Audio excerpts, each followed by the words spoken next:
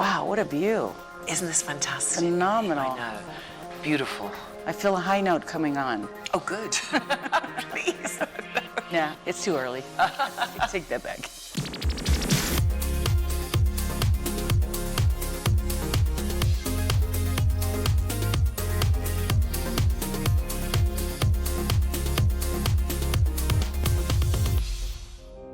Hello and welcome to CNBC Meets. I'm Tanya Breyer, and this episode brings me to Davos, Switzerland, where I meet with one of this year's winners of the World Economic Forum's Crystal Awards, Renée Fleming. She's a 5-time Grammy Award-winning soprano whose career has seen her grace the world's most prestigious stages, giving performances that have electrified audiences for decades.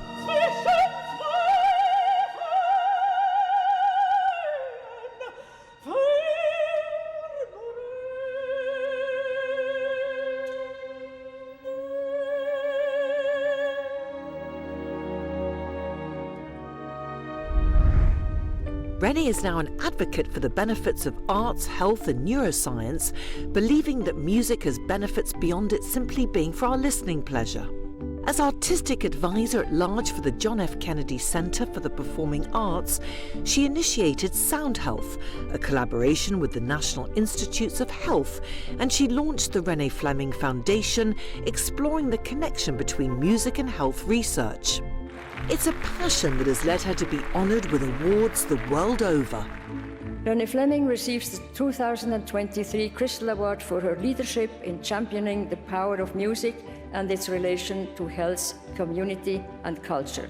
Ladies and gentlemen, please join me in congratulating Renée Fleming for receiving the 2023 Crystal Award.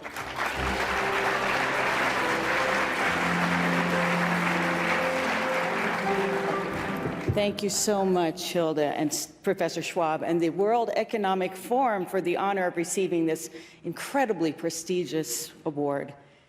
So I've had the privilege of performing on 6 continents, witnessing the power of music to move people to joy or tears.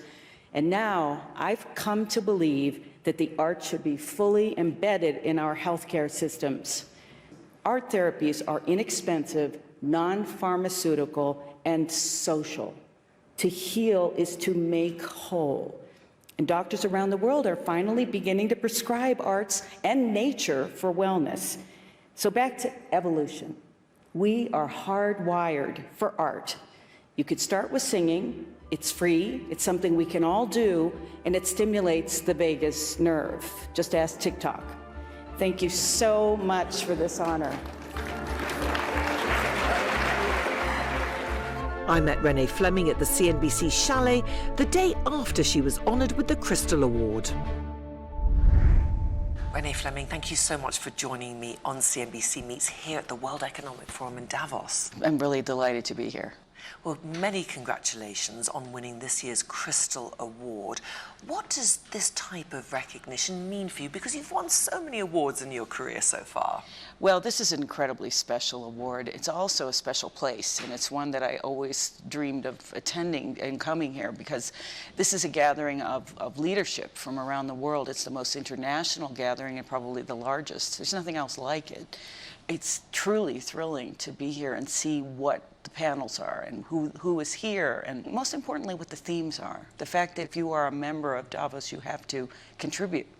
And you have to contribute to various issues that are being faced in the world, and we agree that they all need attending to, and of course number one this year is climate. What's your experience been like so far? What stood out for you? Well, I've only been here since receiving the award last night. So first of all, imagine having to open the entire week with a short speech, but in front of all of these people. So I would rather sing. At least I know how to do that. I'm very practiced at it. So, but it's thrilling. Just thrilling is the word. Well, of course, you were recognized for your advocacy, leadership in championing the power of music and its impact on health, community, and culture. Tell me about your work in that field. So science has, because of the development of brain scanning, has been able to really see what the power of music is on the brain. And music actually is active in every area of the brain that's so far been mapped. And this really, we owe this to evolution. This type of creative expression, creativity, our need to be in groups, to create tribes through kind of artistic endeavors, whether singing or chanting or drumming, goes back 40,000 years. We found, instruments from there, from that long ago. So we need to, I think, remain connected, especially for our vulnerable populations, and that is children. The research now that is exploding and really being supported, the NIH is now funding research on music in the brain. So children are very fragile, and we need to support them with what helps their brains develop. Learning an instrument does that really well. Our aging populations can benefit tremendously by having arts therapies with them, and by engaging with arts because of, again, what it does to us as human beings. How effective do you think these musical therapies are?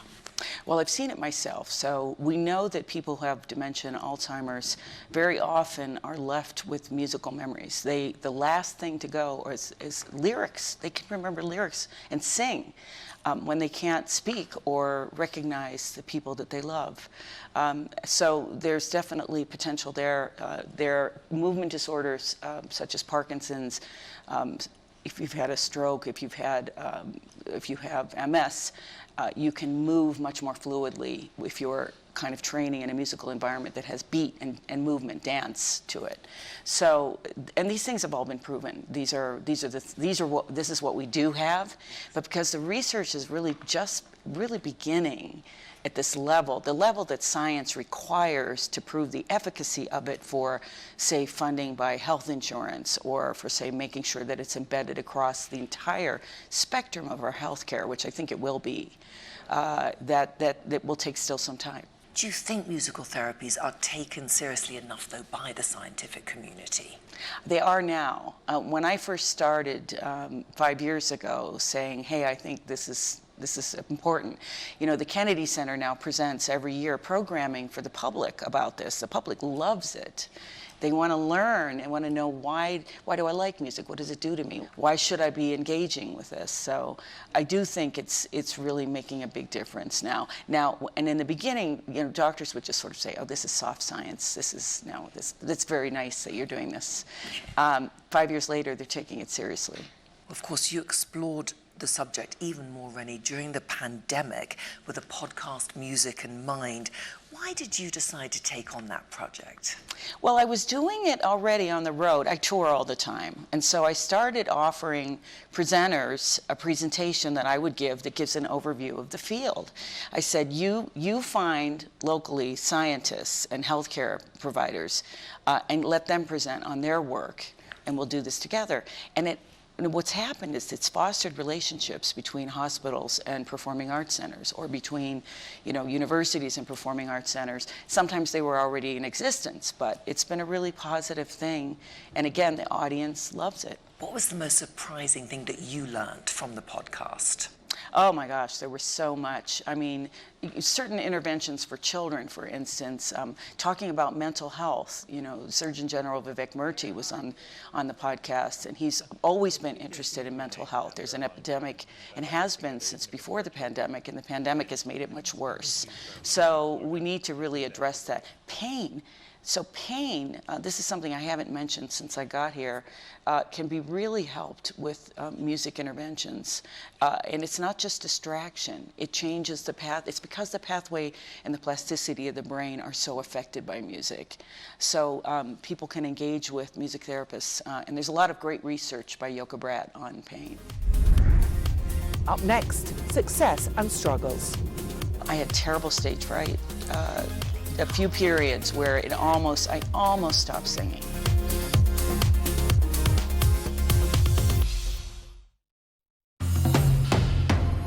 CNBC, live ambitiously.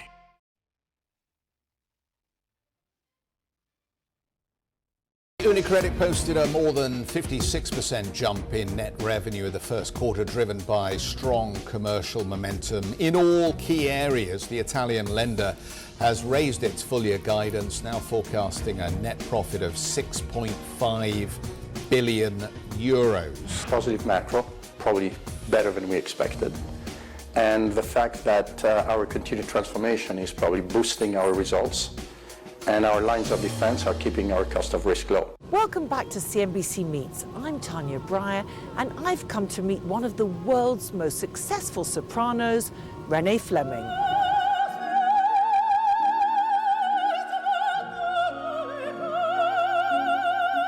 She might be best known as an operatic soprano, but Renée is a rare crossover artist, singing everything from jazz to indie rock. Her extensive repertoire has won her 5 Grammys, including the 2023 Best Classical Vocal Solo for the album Voice of Nature, The Anthropocene. It was recorded in collaboration with conductor and pianist Yannick Nézet-Séguin, and on it the two explore the relationship composers have with nature through song.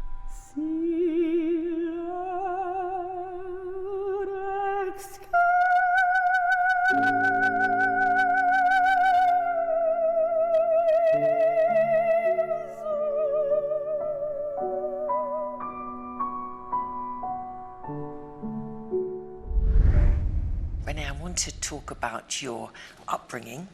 Both of your parents were music teachers. Did they believe in the power of music to heal, and did they give you the love of music from an early age? I don't remember ever entering into our conversation, but it was so much a part of my DNA, and because they were both musicians, and I grew up literally very, very shy, and my world was imagination and books and music. And so I feel grateful that I had that developmental piece, and especially because it did help me come out of my shell and perform, eventually, thank goodness. Well, you said you were shy, Renée, but did you know that you wanted to be a performer and a singer? When did that happen? No, well, I was ambitious. I had this funny ambition gene because I wanted to be First Lady President, which there's still time. The job is still open, unfortunately. I mean, it shouldn't be by now, but so no. And music just became the path of least resistance. I just followed it, and eventually it caught up with me, and of course, I'm so grateful. When was your talent, do you think, first recognized? When was your big breakthrough? I was a bit of a late bloomer, I would say. All bad habits, I took them on to try them out, and so I had to get through all of those before I could really develop my voice. And I remember my teacher said, I brought it into her one day, and this was after Juilliard, and I said, oh my gosh, it was a review that said I had a beautiful voice. I didn't know I had a beautiful voice, so it definitely took some time for me to develop, and so my late 20s is when I really started working. Well, you won the Fulbright Scholarship. Yes. That enabled you to work in Germany with some of the best sopranos in the world. What was that experience like when you look back to it now? Well, that was a miracle. To have the Fulbright Scholarship and study in Germany for a year, it's the closest thing I can say to I was guided. I was meant to be on this path. That was destiny, because I didn't know I was going to sing Strauss. I hardly knew who Strauss was then. So it really was a phenomenal growth experience. And you made your professional debut in Austria in 1986. Do you remember how you felt? Were you nervous? Oh, yes, absolutely. First of all, that was an impossible role in Salzburg. That was Constanze in Führung aus dem Sarai, which is, I say I survived those performances, but I skied in between them, so it was fun. Were there early struggles, though, in your career that you remember? Oh, terrible. I really struggled. Somebody said, listen, you're learning on the job, you have to give yourself a break, and don't be so critical and so harsh. I had terrible stage fright. A few periods where I almost stopped singing. Oh my goodness! Yes. How did you get over that? Well, the second one, which was really dramatic, I was lucky that I had good people around me, one of whom said, "You may not stop singing." I know you're suffering, I know it's hard, but you must go on. And I realize now, had I stopped, I might never have gone back on stage. It might have seemed too big a jump. And the other was discovering the roots of it, therapist, discovering the roots of it, and behavioral therapy, giving you strategies for counteracting those voices that are creating that fear. You make it seem so effortless, though, Renée. So No. you wouldn't Thank you. that. How do you prepare? That's a great question. Because I had stage fright, my preparation has to occur in advance. I can't get on stage and think I'm going to wing it, so I don't risk that, because that can invite fear. But you know, you have to work very hard. I'm singing in foreign languages all the time, working with that, working with the technique, making sure you know the music, and memorization, which is not fun. I mean, that's the hardest, most tedious, I would say, part of it. The joy is learning the music. Do you have a favorite operatic role? It's usually what I'm doing. Now, I just did The Hours at the Met, which was a huge success, and I'm very excited and gratified that something new could be created that the audience embraced that much. And right now I'm learning Pat Nixon for Nixon in China at the Paris Opera. Oh my goodness. Yes, which is coming soon. Of course, your book, The Inner Voice, The Making of a Singer, you were quite candid about the fear of rejection and loneliness that you felt at times. How would you personally navigate those feelings, and what's your advice for others that could be going through those? That's why I wrote that book. I wanted to focus on the process of becoming a singer, and that was with my dear friend Ann Patchett, we worked on it together, and she's such a beautiful writer. So I definitely, I think honesty is helpful. I wanted to share those things with, you know, a lot of people and their parents have come to me over the years and said, thank you for explaining to us why this is so hard. And, you know, I tell young singers now when I teach or give a master class around the country, I say, how many of you will have debt when you leave school? And of course, 99% of them raise their hands. I said, well, double major, because it is increasingly harder to get work as a singer. Up next on CNBC Meets. How can people use music therapy in their daily lives? Oh, that's easy. Have fun, sing, dance. Even if you don't have a good voice. Oh, yes. Oh, yes. It doesn't stop my husband. He loves to sing.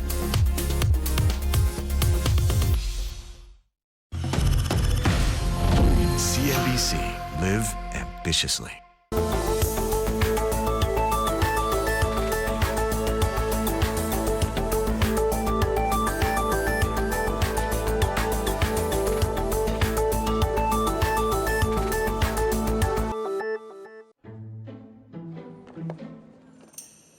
Imagine it's lunchtime, and instead of craving this giant bacon double cheeseburger to feel full, all you needed was this little slider. That's the reality for many patients taking a brand new kind of obesity treatment. When I took my first dose, the next 2 days, I felt this satisfied hunger feeling that I don't think I'd ever felt for years. Wegovy can cost over $1,000 a month in the US out of pocket, so affordability is a big barrier for these drugs. Analysts do expect these costs to come down over time as more versions enter the market. So is there a catch?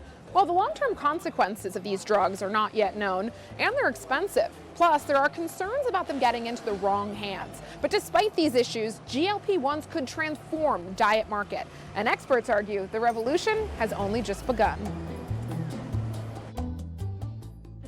Welcome back to CNBC Meets with American soprano Renée Fleming. In 2023, she was honoured with a Crystal Award by the World Economic Forum for her leadership in championing the power of music and its relation to health. I bet you all know someone who suffers from chronic pain, anxiety and depression, Parkinson's or stroke, dementia, or is just lonely and isolated. Creative arts therapies now treating people with all of these conditions alongside established medical treatments.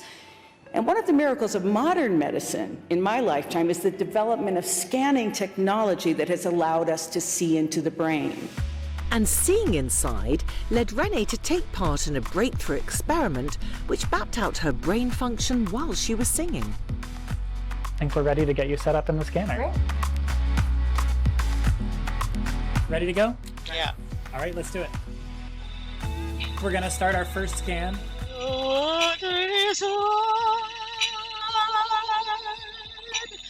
The experiment revealed something interesting, that Renée's brain was more active when she was thinking about singing than when she was actually singing. The experiment helped researchers understand how the brain interacts with the environment. That interaction is at the heart of Renée's philanthropy. In 2015, she founded an eponymous non-profit foundation committed to helping advance the intersection between music and health research, as well as nurture new talent. Tell me about its mission.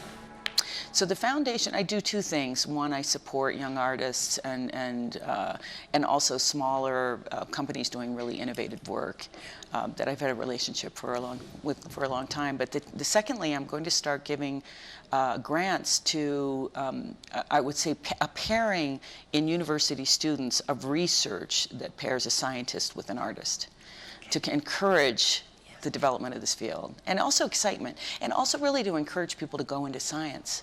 You know, we've had this, in the pandemic, this terrible backlash against science and expertise in general, which I find tragic. It's tragic for our health. People, you know, kind of falling prey to conspiracy theories and not now vaccinating their children against, we're having measles outbreaks now. So, I mean, it just shocks me that we wouldn't, science has given us so much. So much. I mean, so much of our medicine is based on it. So, I mean, I want to be supportive. And what type of new initiatives are being explored right now when it comes to music therapy? What are you most excited about? There are two things. One is the NIH and the NEA and various organizations are trying to really shore up the research so that it's on a high enough level. You know, most research requires large study groups, double-blind studies. I mean, they really have quite vigorous requirements. So helping the research in art therapies become on that level as much as is humanly possible. And when not, there's another way of looking at it, which is how is it affecting the economy? How is it affecting our healthcare costs overall? It's called true value. It's another interesting way of looking at it. So the efficacy of it may have more to do with the economic benefits of having arts and health. And how can people use music therapy in their daily lives? Oh, that's easy. Have fun, sing, dance, I mean, engage, join a choir, start playing an instrument, so many ways, and bring these things to the people you love, children for sure. It changes the brain in a child to be able to play an instrument, see what's on a page and figure out what that means, hear it, and then execute it. That's that's a very complex activity for the brain, and it definitely changes it. So there's so many things you can do in our daily lives. Even if you don't have a good voice. Oh, yes. Oh, yes. It doesn't stop my husband. He loves to sing. Oh, yes, dear. he loves to sing. No, he's a reasonable voice, he does. Renée, you were talking before about your next projects. You're going on tour straight from Davos, I believe. What's it like after the pandemic to be performing in front of real crowds now? I love performing since I appreciate it ever more than ever after the pandemic because we lost it. We all were not able to perform for well over a year. And it makes you doubt your ability. It makes you begin to sort of feel insecure. You wonder if you can still do it at the level you were at before. It's anxiety provoking. And I'm lucky that I didn't have the financial, the burden that so many young artists had who had to leave the field or move back home. It was a terrible hardship. A lot of mental health issues, depression, anxiety in our young performers. Renée, of course, your new album is out, Renée Fleming, Greatest Hits from the Met. How did you go about choosing what performance to include? it's hard to listen to yourself. I had to be forced to do it and encouraged and reminded over time. But in the end, it was a very interesting exercise because I could really hear how my voice changed. I heard the clear repertoire choices that I made along the way, what I left behind. It's pretty fascinating, and on purpose I said this must be chronological because I think it makes it much more interesting for the public or for whoever is interested in it to hear those same things. So it was a labor of love, and I've had a phenomenal career at the Met, so I'm really proud of it now. Renée, with all the awards that you've won, you're nominated for more. Could you ever have imagined this kind of success? Oh, no. I mean, I love the process of what I do. I really do. I am engaged. I want to learn. I want to grow. I'm artistically and I would say intellectually curious, which is why it's such a thrill to be here. So that's really what I'm focused on. What would you like the legacy of Renée Fleming to be? Well, one always wants to be remembered as a great artist. I mean, that's why we practice. That's why we put in the thousands and thousands of hours. But I also, I've always wanted to just touch people, which is something that you can feel when you're with an audience. And I absolutely now love this work around the intersection of health and art. And I love also I'm just beginning to try and nurture young singers. So it's all great. It's all wonderful. Renée Fleming, thank you so much. Thank you. Sadly, that's all we have time for this episode of CNBC Meets. For more coverage, head to our website. I'm Tanya Bry. Thank you so much for watching.